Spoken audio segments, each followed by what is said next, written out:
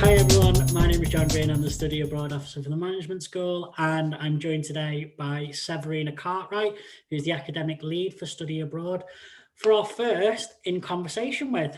Severina, do you want to introduce yourself? Do you want to tell us what degree you did? We'll start nice and easy. What degree you did and what type of study abroad you did as well. So just quickly about me, my name is Severina and I am a lecturer in marketing at Liverpool and also the study abroad lead, as John said.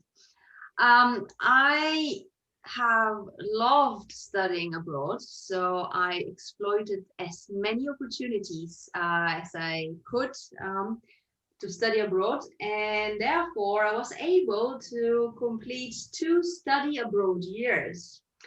I did 1 study abroad year at California State University in Fresno in the US, and I did also another study abroad year at RMIT in Melbourne in Australia.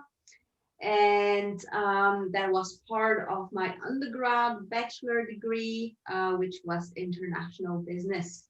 Right, fair enough. So the good news then, I suppose, is the fact that we have you to thank for our new potential partnership with CSU Fresno, something which students can look into going to. So if they have got any questions, they can talk to you about it. I suppose you can tell them all the best places to go. Absolutely. The more I can share, the better. And fantastic. Excellent. And if anyone is actually interested in going to RMIT as well, they're also one of our university partners which students can access to. So are you available to talk to students about it? Absolutely. And share all the great places to go, have a great time and meet lots of people. And of course, all the best places to study as well, because that's obviously the most important thing about study abroad. It's not the fact that you go out on the wild parties and stuff and go to all the bars. That's not what we're promoting at all, in the slightest. Excellent. All right. So you did 2 study abroads then. So were you automatically, just as soon as you found out about study abroad, were you like, I'm definitely going? Or were you on the fence about it, or were you not sure? And did you plan on doing 2? Or did you just want to do the 1? Well, my story is a little bit a long-winded story, so I'm not quite sure how much time we have, but I can explain the whole process. And we've got as much time as you want. So I always wanted to study abroad, and that was my main goal. Hence, I started my study abroad in California, in Fresno. And I was actually working in the international student office there as well, being an international student. And I had 2 full-time, 2 jobs, which resulted in 1 full-time job after all. And I could not finance my studies anymore in the US. So being part of the team of the international student office, I soon got to know all the business partners of the university. One of them was in Germany, and I was speaking with the director of studies there, and I said, look, I'm thinking of transferring to Germany. And they said, yes, absolutely. We'll accept all your studies, all your modules. So we see it as a study abroad year. So I was lucky enough through my connections to have that experience and transfer to the partner institution in Germany. And then soon after, I realized I am eligible for another study abroad year, which was fantastic. So I obviously did not say no to that and took the opportunity to go in my 3rd year to one of the partner institutions, which was RMIT in Melbourne. Okay. So to sum up, I always wanted to study abroad. It's the best time, so much to learn. So yeah, always wanted. Yeah. So if you always, so you're like me then, because when I first found out that study abroad was an option, I didn't really know what it was, but I remember being sat in a lecture theatre and my lecturer saying, there's an opportunity to go to upstate New York and study. I was like, yes, I'm definitely going. Like, I didn't know what it was or what I was going to be doing. I just knew that I wanted to go. What was that like for you? So what was it that made you just say, I have to study abroad, or I want to study abroad? Yes, well, there's a couple of different aspects to that. I think the first and most obvious one was that I actually did study abroad when I was 17 in high school. So I did a high school exchange, which was really scary, to be honest, also in the US. And since then, I always loved to study abroad. But the other thing, the other aspect of that is, in my undergrad degree, when I started, the lecturers, they were all, most of them, they were international from different parts of the world, and they were speaking about their experiences. And I was like, wow, amazing.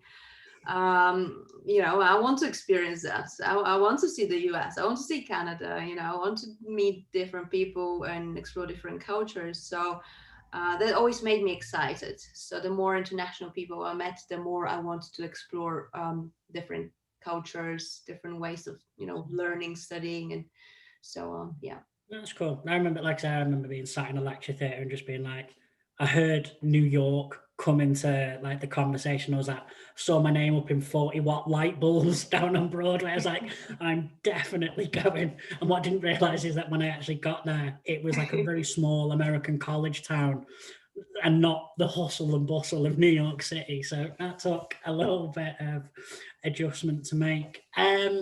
Okay, so we'll move on then. So what is your funniest story or your funniest memory from studying abroad? My funniest memory, or um, funniest and slash most memorable, I would say, Yeah. yeah, is in the, I think it was Easter break of the study abroad here in Melbourne in Australia. We were four exchange students from Germany. Then we got to know each other, and we decided to do a camper van trip, as you usually do in Australia. And we went from Melbourne to the outback, to the Isles Rock. And we camped in a town. There was a town, but it was completely deserted. So we parked in the middle of the road with our camper van, took out our chairs, and watched the sunset. And it was just such a bizarre, amazing memory, because it was a ghost town, like in a horror movie. The sky was no one there. There were the schools all empty and closed, the police stations closed. It was just really bizarre. And we're sitting there in the middle of the street with the red sky and sunset, turned up the music and started dancing. And that was, I'm in a movie. What is this? This is amazing. And it was just very memorable moment, full of joy, and of course well-deserved break after the studies, and it was just like complete freedom, which I've never experienced before. So I picked up two things from that memory that you've just shared. The first thing, what is your signature dance move? Because that is the first question. You said you turned up the music and you were just dancing around. What is the Severina Cartwright signature dance move?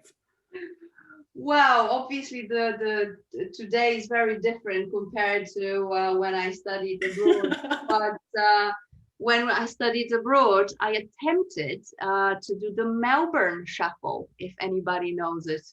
Yeah, it is where you jump from your toe to the front to the back and then you turn in circle whilst you dance. Not that I was able to do it, but I attempted to do the Melbourne Shuffle, and there was actually a thing when I studied abroad. Okay, right. Okay. I know that hopefully, because when we post this, there's going to be like a comment section and like a poll that we can create and things like that. So if there is a poll that goes round, or if the comment section goes live with comments about, can we see Severina do the Melbourne Shuffle, will you do a study abroad special video and do a Melbourne Shuffle for us? Why not? Why not? I'll probably embarrass myself a lot, but why not? It's for a good purpose. Exactly what I want to hear. All right. The next question I had from that actually was, what was it like just, because everyone knows about Ayers Rock, and it's synonymous. Obviously, you think of Australia, you think of Ayers Rock, and everyone knows it's like just an incredible thing to look at. You see the pictures. What did it feel like just being sat there with a couple of your friends, basically watching the sun goes down next to Ayers Rock? Like, can you describe that for me? Well, that was amazing to sit in our camper van chairs outside of the camper van and just watch the rock and just be mesmerized by it. But what I found even more of an amazing feeling was actually to walk through or around the rock, which you're able to do. Right. And it felt really sacred. It felt like an energy was there, this red rock, bright red rock, and you walk around, it's like, wow, it is actually just a rock. But the feeling walking around it was just, wow, this is amazing. So a little bit mesmerized, I would say, and a little bit of a sacred feeling that I cannot describe at all. So, all right. So then it's a little bit the same for me. And I know this is going to sound really daft because you've got Ayers Rock as this fantastic historical and cultural landmark. But it sounds like you had like a crystallizing moment where, like I remember being stood at the top of the Empire State Building, and they're obviously very different landmarks and for very different reasons. But it sounds like you had the same moment I had, where you stand there and you go, oh my God, this is where I am. Like, this is what I'm currently. I had no idea that I would ever be sat here or be stood here looking out at what I am. And there's almost like a moment where you think, this is like the best thing that I've ever done. And but if someone were to say to you that you would think that looking at a building or just looking at a rock, you'd be like, yeah, okay, fine, I understand, blah, blah, blah, blah, blah. But when you're in that moment, it brings everything to life, doesn't it? Absolutely. And that's the thing, you're in your early 20s, you've made that massive first step to leave everybody behind and to be on top of the Empire State Building. I mean, how symbolic is that? Very different to Ayers Rock, but yes, symbolism. And then you stand there and you're like, I have done it. And almost like, then you just need to do like King Kong and you've climbed it. It's like, amazing. So I can relate to that. It's fantastic. Yeah, that courage, and then it overtakes you and you're like, fantastic, I can conquer anything else in the world. All right, okay, so let's move on to our next question then. What was your favorite, it can be alcoholic if you like, but what was your favorite drink or something to eat whilst you were on your study abroad?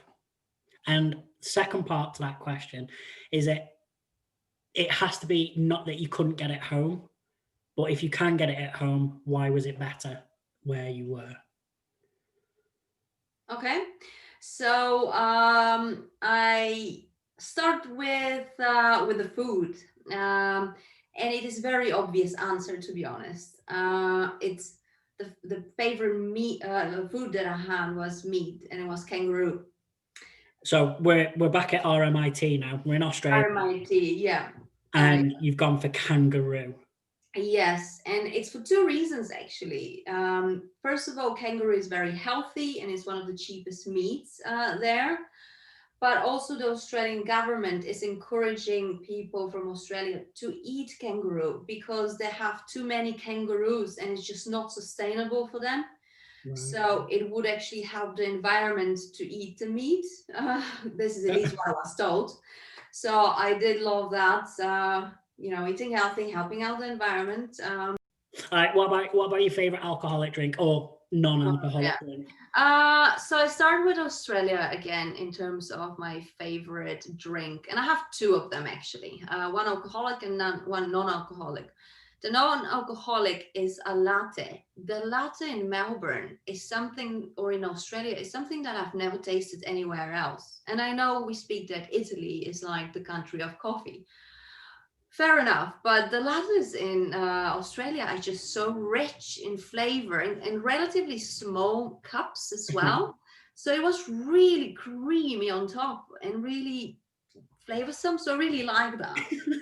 I've never heard anyone describe coffee in such detail. I know, That's I know. I amazing. used to work as a waitress in a coffee slash brunch place, so this is how I fell in love with the coffee there.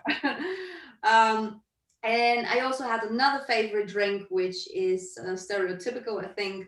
I mean, when you're a student studying abroad, you cannot do anything wrong with drinking goon. I mean, it's a 4-liter plastic bag of wine, and then you can use it as a balloon afterwards or a pillow. So So wine in a bag and lattes are your two favorite drinks. yes. Wine in a bag. Like I've heard of wine in a box, and even that can be sketchy at times. But wine in a bag, where's that coming from? Like, what was the wine? Oh, the wine was not very good at all, but it was, something that is affordable as a study abroad student, Yeah. and yeah, something fun to drink with everybody, and then talk to each other, and and just hang out. So that reminds me when I did my study abroad, there was a bar, like a karaoke style bar down the way. It was called the Washington Tavern, and they used to do a drink called Star Trek, and I have no idea what was in it.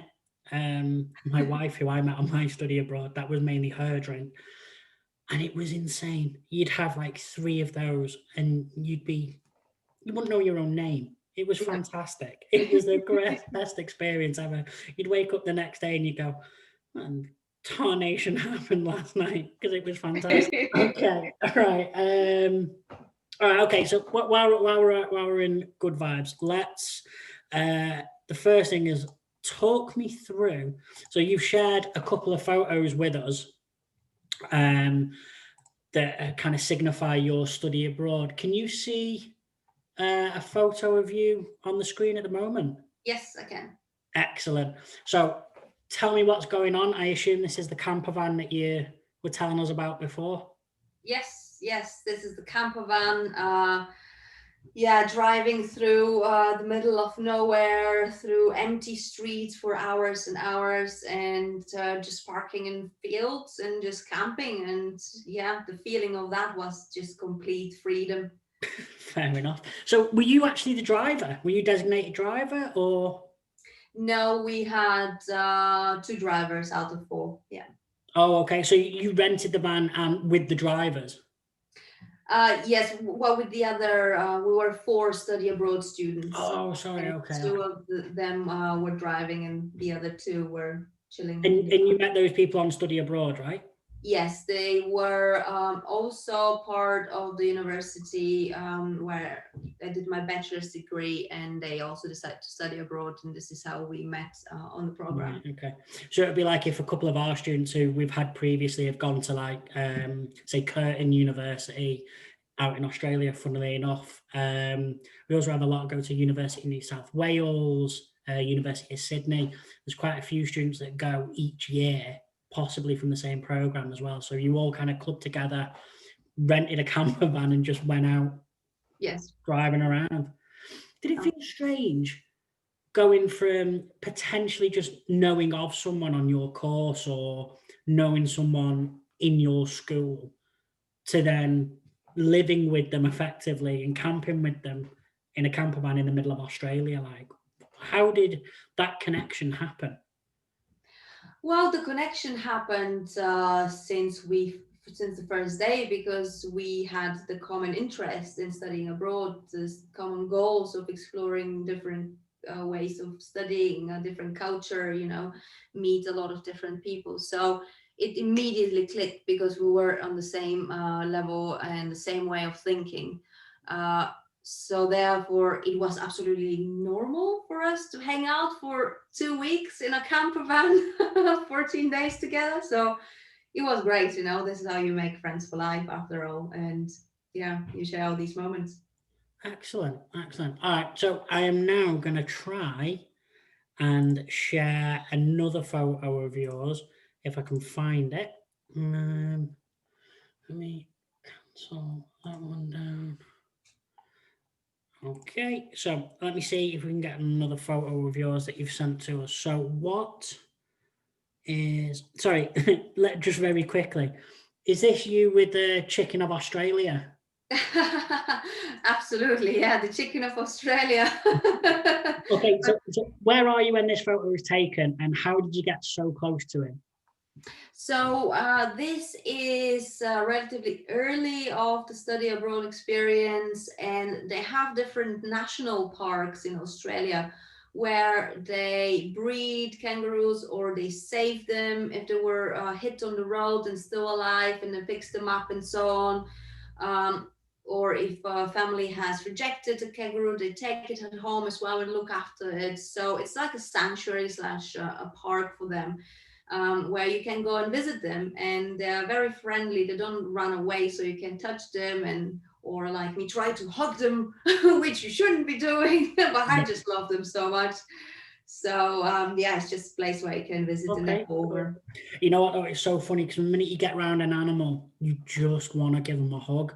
Like I went on safari there with my wife for our honeymoon, and we were sat in this truck, we were banging around, and all of a sudden the ranger goes really quiet and slows to a stop, and there's like a lion just like about 20 yards in front of us, and it just puts its paw out in the road, and immediately everything went full stop.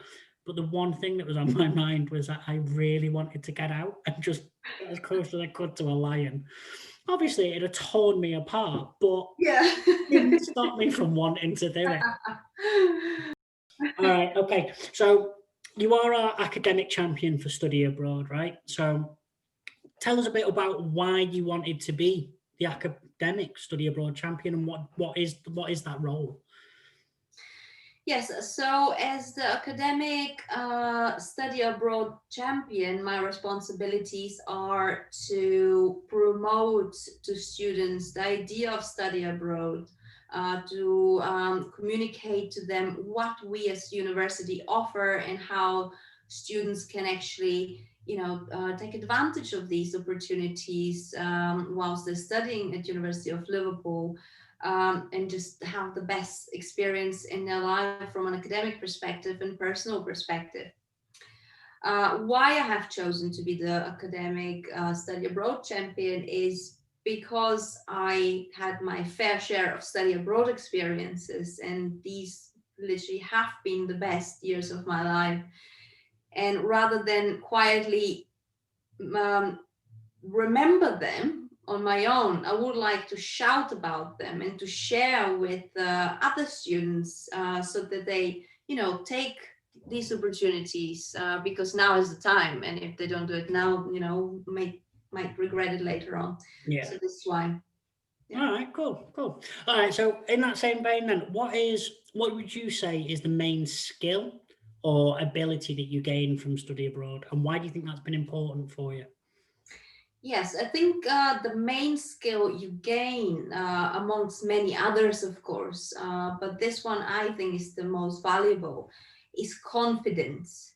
Confidence is very important. And the reason for that is also for future jobs, for employability. Because being a confident speaker, being a confident networker, being a confident communicator generally, will bring you far in life. And today, in today's environment, we need to be great communicators, confident communicators. And therefore, confidence is key to success within industry, where students can, succeed in life and in their career. Yeah, of course. You know what? It's funny because confidence, when we do things like open days and things like that, I have a list of abilities or skills that students will gain from doing their study abroad. And it's the same things like confidence, adaptability, problem solving. And on paper, you look at it and go, yeah, students need those, or I'm glad I've got this, that, or the other.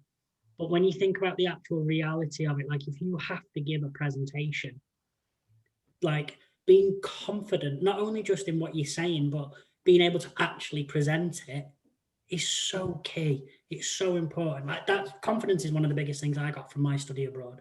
Like the thought of having to stand in front of people and talk about either myself or what I've done, absolutely horrifying before I did study abroad. And now, like, I'm happy to walk into like the Sherrington Lecture Theatre where there's something like 600 students in it.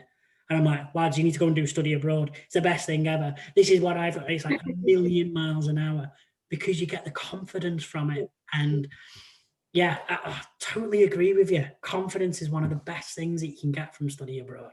Like it is right on the button. Yeah. All right. Okay. Final question then, while I've got you.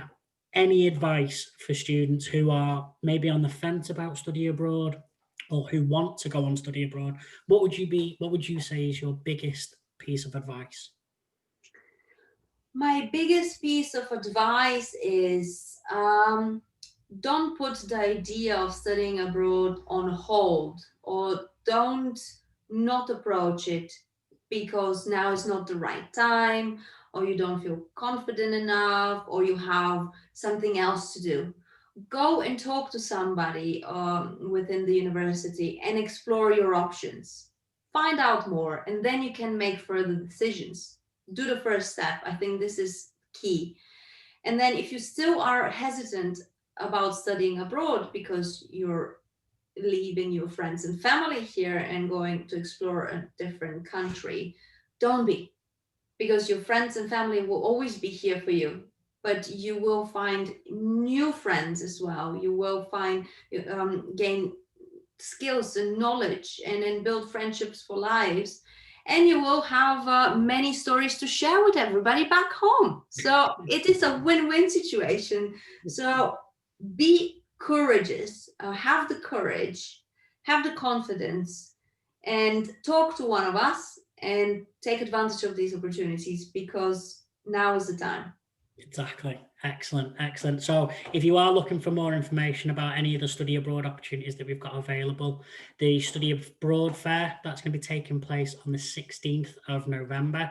Information is up on the Study Abroad website about how you can register for that. Obviously, due to COVID, it is going to be online, but you can still register for that, and we're going to be there answering your questions. There's going to be some videos that are done as well. So if you're looking for more information about study abroad and the programs that we offer, go along to the Study Abroad Fair. Then following on from that, we've got Study Abroad Week, and that takes place from the 17th of November to the 20th of November. And in that, we're going to be doing a couple of student question and answer panel sessions. So a few of our former study abroad students are going to have a chat with you, and they'll be there to answer any question that you've got, whether it's about the application process, what it was like to go on study abroad, where they went, anything like that. You can ask them. And then throughout that week, we'll be doing application workshops. So myself and two of my other study abroad colleagues are going to do joined up sessions with a couple of other departments across our faculty. And we're going to take you through the application process for the semester abroad and for the year in China. We've got a drop-in every day that week from 3 p.m. to 4 p.m.